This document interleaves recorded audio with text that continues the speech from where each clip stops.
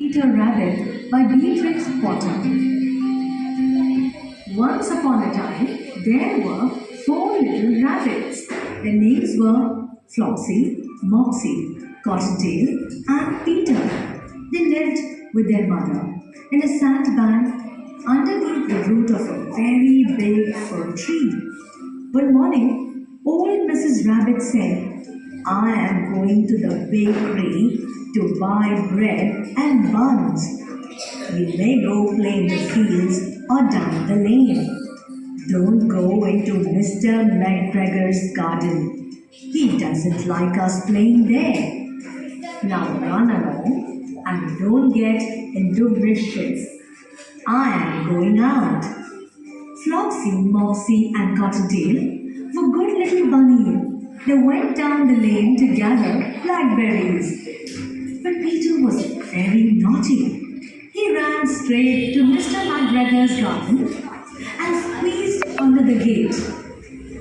First, he ate some lettuces and some beans. Then he ate some radishes. Then he was on his way to find his favorite plant called parsley. Around the corner, he ran into Mr. McGregor. Mr. McGregor jumped up and ran after Peter, shouting, Stop, thief! Peter was very terrified. He forgot the way back to the gate. He rushed all over the garden. He lost one of his shoes among the cabbages and the other shoe among the potatoes. Then he ran on four legs and went faster. In his hurry, Peter ran into a gooseberry net. The brass buttons of his jacket got caught in the net. He was stuck.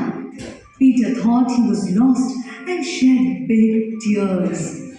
Just then, Mr. McGregor came up with a sieve to pop on top of Peter. Peter wriggled out of his jacket, leaving it behind him. He rushed into the tool shed and jumped into a watering can. Mr. McGregor was quite sure that Peter was somewhere in the tool shed. He began to turn the flower pots over one by one. Suddenly Peter sneezed, got his shoe.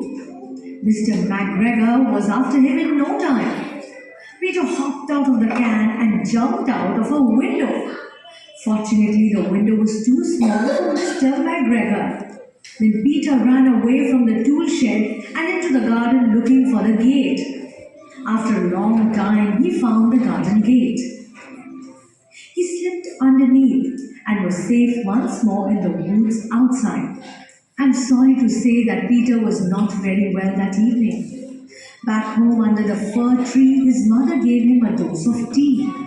1 tablespoon to be taken at bedtime, she said. But Flopsy, Mopsy, and Cottontail had bread and milk and blackberries for supper.